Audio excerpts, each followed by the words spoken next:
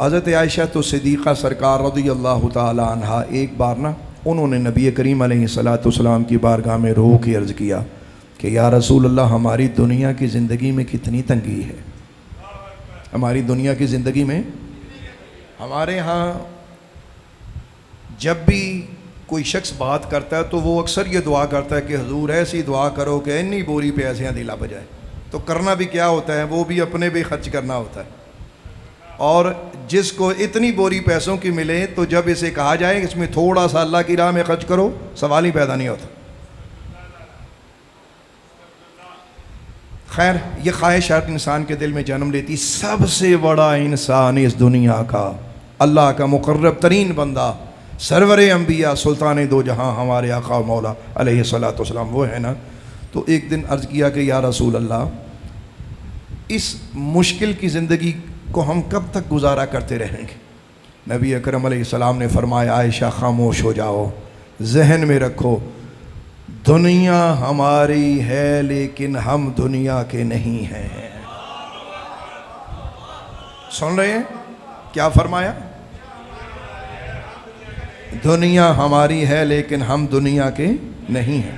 ابھی یہ بات ہو ہی رہی تھی کہ حضرت سیدنا جبریل امین کو اللہ نے بھیج دیا. یعنی قدرت یہ چاہتی تھی کہ جبریل جاؤ، میرے حبیب کی حبیبہ ان سے کچھ باتیں کر رہی ہیں، تو تم کچھ ایسی بات میری طرف سے کر دو کہ آج ان کے دل میں کوئی خلش رہ ہی نہ جائے.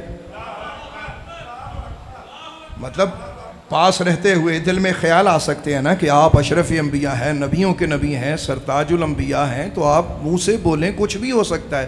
تو جبریل جاؤ، آپ ایسا کرو، جا کے میرے حبیب سے کچھ سوال کرو. حضرت جبریل امین حاضری خدمت ہوئے. عرض کی کہ یا رسول اللہ، اللہ نے آپ کو سلام کا تحفہ بھیجا ہے. اب رب نے آگے آپ سے یہ فرمایا ہے، اللہ نے فرمایا ہے کہ اگر آپ چاہیں تو جتنے پہاڑ آپ کے ارد گرد ہیں میں انہیں سونے کا بنا دوں. کوئی نہیں یار، آپ نے یہ بات آپ کے بارے میں ہوتی نا تو آپ نے 4 فٹ اچھل کے سبحان اللہ کہنا تھا، کیونکہ وہ آپ کے لیے تھی، اپنے حبیب کے بارے میں ہے تو آپ کو سوچنا چاہیے، سمجھنا چاہیے. سن کے حضرت سیدنا جبریل امین نے عرض کی کہ یا رسول اللہ، اللہ نے آپ کو سلام کا تحفہ بھیجا ہے.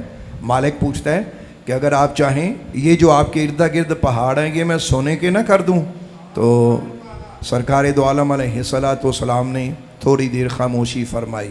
صدقے جاؤں دنیا کا کوئی ایسا شخص، اور یہ بھی یاد رکھیے کہ سرکار دو عالم کا دنیا میں تکلیف کی زندگی گزارنا یہ اختیاری تھا، اللہ کی طرف سے نہیں تھا. اللہ نے تو چاہا میرے حبیب تو جیسے چاہ میں ویسے کر دیتا. آپ بادشاہت کی زندگی گزارنا چاہتے ہیں، زمانے کی شاہی آپ کے قدموں پہ قربان ہو جائے گی. آپ اشارہ تو کریں، آپ کہیں تو صحیح، محبوب آپ بولیں تو صحیح، حبیب آپ کہیں تو صحیح. حضرت سیدنا جبریل امین نے جب یہ سوال کیا تو دنیا میں یہ سوال اگر کسی شخص سے کیا جاتا تو بتائیں کیا جواب ہوتا؟ بہت سارے راستے تھے. مثلا ہم جو کہتے ہیں کہ بھئی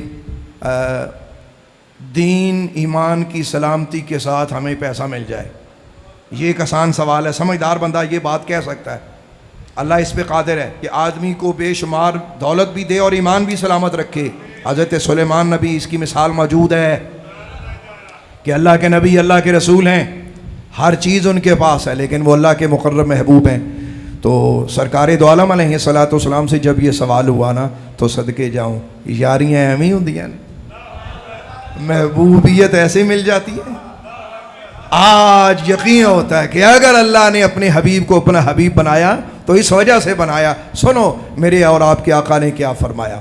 سرکار دو عالم علیہ الصلاۃ والسلام نے فرمایا اے جبریل، دنیا اس شخص کا گھر ہے جس کا کوئی اور گھر نہیں ہے. بھائی جس کو یہ جملہ سمجھ آیا ہے تو میں اس سے بات کرنا چاہتا ہوں.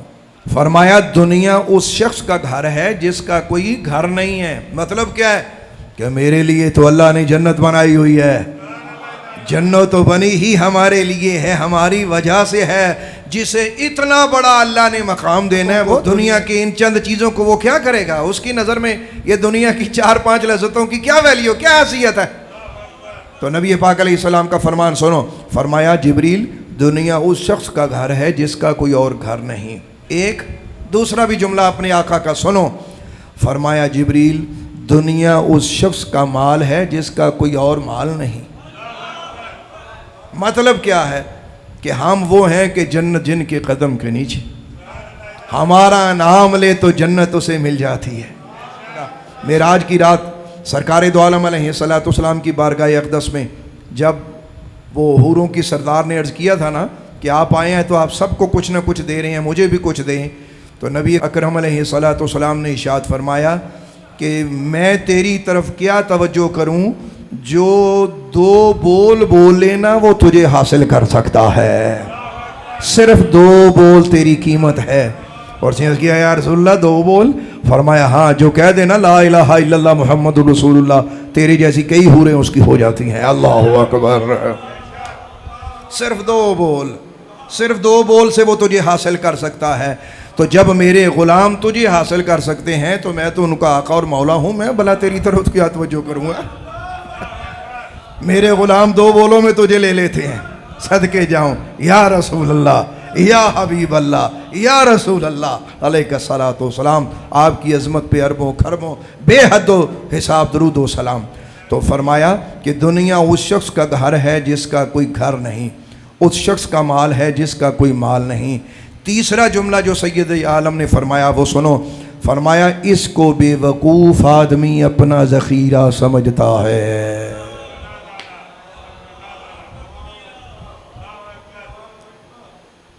حضرت جبریل امین نے جب سرکار دو عالم علیہ السلام کی یہ بات سنی تو سیدنا جبریل علیہ السلام مسکرائے اور عرض کی یا رسول اللہ کیا کہنے، سچ ہے کہ اللہ نے اپنے حبیب کو چن کے یار بنایا ہے جی، کہ ساری خدائی قدموں میں، لیکن وہ کسی چیز کو دیکھنا نہیں چاہتے، وہ کسی چیز کی طرف توجہ کرنا نہیں چاہتے۔ سونے کے پہاڑ۔ اچھا یہ بات آپ کو پتہ ہونی چاہیے کہ سرکار دو عالم کے ساتھ جب معاملات ہوتے تھے تو کائنات کی بہت ساری چیزیں اللہ کے محبوب کی یہ حالت سنتی تھیں، وہ سنا کرتی تھیں۔ زمین سنا کرتی تھی، آسمان سنا کرتا تھا، چاند، ستارے، سورج، درخت، شجر، حجر، یہ سب سنا کرتے تھے اللہ کے حبیب کے یہ معاملات۔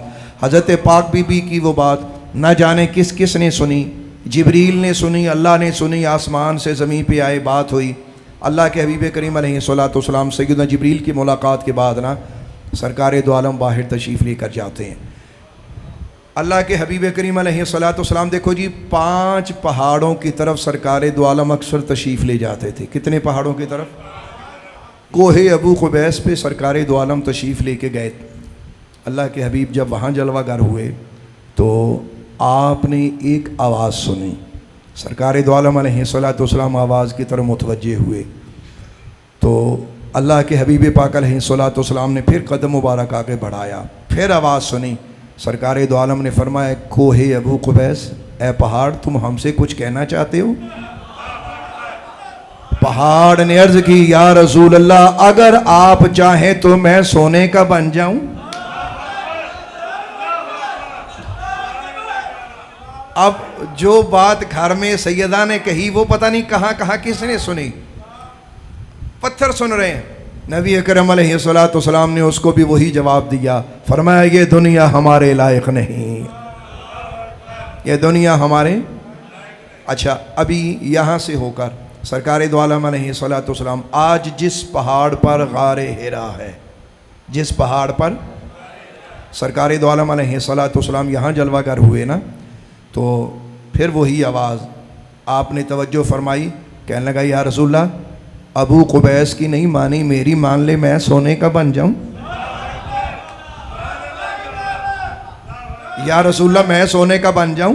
سرکار دو عالم نے اس کو بھی یہی فرمایا، فرمایا یہ دنیا ہمارے لائق نہیں۔ وہ پہاڑ، اس کے بعد سرکار دو عالم جس پہاڑ میں، یعنی غار ثور ہے تیسرا پہاڑ، تیسرے پہاڑ پہ سرکار دو عالم جب جلوہ گر ہوئے تو اس پہاڑ نے کہا جس میں غار ثور ہے، کہنے لگا کہ آپ نے ابو قبیس کی بھی نہیں مانی، ہیرا والے پہاڑ کی بھی بات نہیں مانی، تو چلیں ثور والے کی بات مان لیں، اگر آپ چاہیں تو میں سونے کا بن جاتا ہوں۔ اس کو بھی یہی جواب ہوا، فرمایا دنیا ہمارے لائق نہیں۔ چوتھا پہاڑ جبل بطحا، اللہ کے حبیب جس دن اس پہ جلوہ گر ہوئے تو وہ پہاڑ کہنے لگا آپ نے ابو قبیس کی بھی نہیں سنی، جبل ہرا کی نہیں سنی، جبل ثور کی نہیں سنی، یا رسول اللہ میری سن لیں، میں سونے کا بن جاتا ہوں، آپ جہاں سے چاہیں لے جاتے رہیں۔ اسے بھی یہی جواب ہوا، فرمایا دنیا ہمارے لائق نہیں۔